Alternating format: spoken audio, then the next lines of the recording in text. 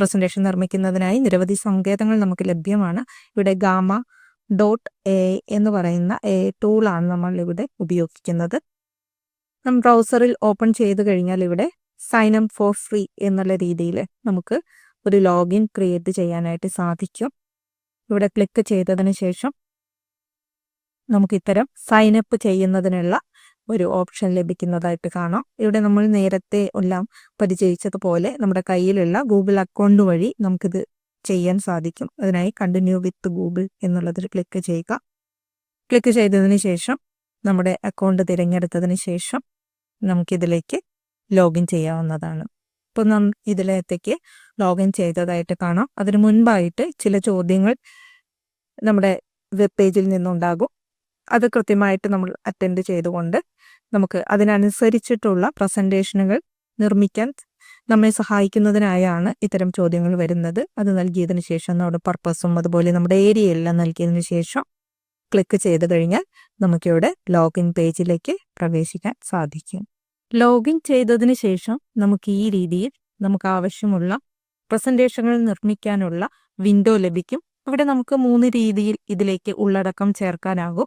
ഒന്നാമതായി നമ്മുടെ കയ്യിൽ നേരത്തെ നിർമ്മിച്ച ഉള്ളടക്കം ഉണ്ടെങ്കിൽ നമുക്കിവിടെ പേസ്റ്റ് ഇൻ ടെക്സ്റ്റ് ക്ലിക്ക് ചെയ്ത് അത് നൽകിയതിന് ശേഷം അതിനെ പ്രസന്റേഷനാക്കി മാറ്റാം. അതല്ല നമ്മുടെ കയ്യിൽ ഉള്ളടക്കമൊന്നും ഇല്ല എന്നുണ്ടെങ്കിൽ നമുക്ക് ജനറേറ്റ് ഉപയോഗിച്ച് ഗാമ ആപ്പ് ഉപയോഗിച്ച് തന്നെ ഉള്ളടക്കം കൂടി നിർമ്മിച്ചതിന് ശേഷം സ്ലൈഡുകൾ നിർമ്മിക്കാം. അതല്ലെങ്കിൽ നമ്മുടെ കയ്യിലുള്ള ഒരു ഡോക്ക് ഫയൽ നിന്ന് നേരിട്ട് ഉള്ളടക്കം ഇമ്പോർട്ട് ചെയ്തതിന് ശേഷം നമുക്ക് പ്രസന്റേഷൻ നിർമ്മിക്കാം.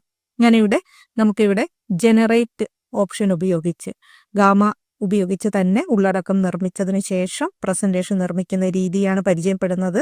അതിനായി ജനറേറ്റ് എന്നുള്ളതിൽ കണ്ടിന്യൂ ക്ലിക്ക് ചെയ്യുന്നു.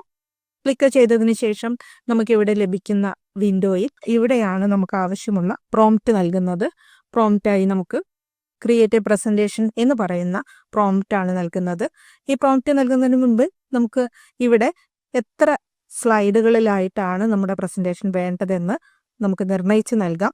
8 സ്ലൈഡുകൾ 8 കാർഡ്സ് എന്നുള്ളത് കൊണ്ട് അർത്ഥമാക്കുന്ന 8 സ്ലൈഡുകൾ എന്നുള്ളതാണ്. ഇത് 10 സ്ലൈഡുകൾ വരെ നമ്മളുടെ ഫ്രീ അക്കൗണ്ടിലൂടെ നമുക്ക് നിർമ്മിക്കാനാവും. അതിനുശേഷം ജനറേറ്റ് ഔട്ട്ലൈൻ എന്ന് നൽകുമ്പോൾ നമ്മുടെ ഉള്ളടക്കമാണ് നിർമ്മിച്ചു വരുന്നത്. ഇത് നമ്മുടെ സ്ലൈഡുകളുടെ ടെക്സ്റ്റ്, ഓരോ സ്ലൈഡിലെയും ടെക്സ്റ്റ് ഇത്തരത്തിൽ ജനറേറ്റ് ചെയ്ത് വരുന്നതായിട്ട് കാണാം. ഇവിടെ ഏതെങ്കിലും സ്ലൈഡ് അല്ലെങ്കിൽ കാർഡ് നമുക്ക് വേണ്ട എന്ന് തോന്നിയാൽ നമുക്കത് ഡിലീറ്റ് ചെയ്യാനുള്ള ഓപ്ഷനുണ്ട്.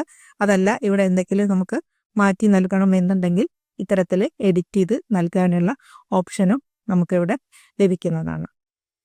ഇതിനുശേഷം നാം ജനറേറ്റ് ക്ലിക്ക് ചെയ്യുകയാണ്.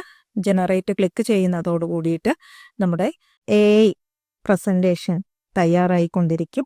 ഇവിടെ നമുക്ക് കാണാൻ സാധിക്കും നമ്മുടെ ഓരോരോ സ്ലൈഡുകളിലായിട്ട് ചിത്രങ്ങളോട് കൂടിയ ഒരു പ്രസന്റേഷൻ നിർമ്മിക്കപ്പെട്ടുകൊണ്ടിരിക്കുകയാണ്. വളരെ കുറഞ്ഞ സമയത്തിനുള്ളിൽ തന്നെ നമ്മുടെ പ്രസന്റേഷൻ നിർമ്മിച്ചു കഴിഞ്ഞു. നമുക്ക് ഈ ലഭിച്ചിരിക്കുന്ന തീം വ്യത്യാസപ്പെടുത്തണമെന്നുണ്ടെങ്കിൽ ഇവിടെ മുകളിൽ കാണുന്ന തീം എന്നുള്ളതിൽ ക്ലിക്ക് ചെയ്ത് നമുക്ക് ആവശ്യമുള്ള മറ്റേതെങ്കിലും തീമിലേക്ക് വേണമെങ്കിൽ മാറാവുന്നതാണ്. ഇപ്പോൾ ഞാൻ മറ്റൊരു തീം എടുത്തു. അതുപോലെ ഇവിടെ തന്നെ ഡാർക്ക്, ലൈറ്റ്, പ്രൊഫഷണൽ, കളർഫുൾ എന്നിങ്ങനെ പലവിധ തീമുകൾ നമുക്കിവിടെ ലഭ്യമാണ്.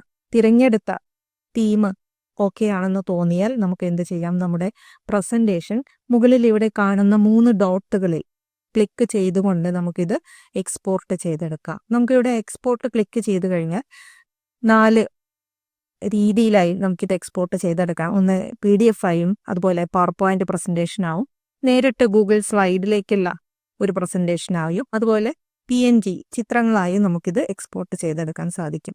നമുക്കിവിടെ ആവശ്യം പ്രസന്റേഷൻ ആയതുകൊണ്ട് എക്സ്പോർട്ട് ടു പവർ പോയിന്റ് എന്ന് പറയുന്ന പ്രസന്റേഷൻ നമ്മളൊന്ന് ക്ലിക്ക് ചെയ്യുന്നു. ഇവിടെ നമ്മുടെ പ്രസന്റേഷൻ റെഡി ആയിട്ടുണ്ട്. ഡൗൺലോഡ്സിൽ ചെന്ന് കഴിഞ്ഞാൽ നമുക്കത് ലഭിക്കും. ഇവിടെ നമുക്ക് ആവശ്യമുള്ള മാറ്റങ്ങൾ വരുത്തണമെങ്കിൽ ചിത്രങ്ങൾ മാറ്റുകയോ അതുപോലെ നമുക്കിവിടെ പേരുകൾ എന്തെങ്കിലും മാറ്റണം എന്നുണ്ടെങ്കിലെല്ലാം നമുക്ക് ആവശ്യമുള്ള രീതിയിൽ മാറ്റങ്ങൾ വരുത്തിയതിനു ശേഷം സേവ് ചെയ്തെടുക്കാം അല്ലെങ്കിൽ എക്സ്പോർട്ട് ചെയ്തെടുക്കാവുന്നതാണ്.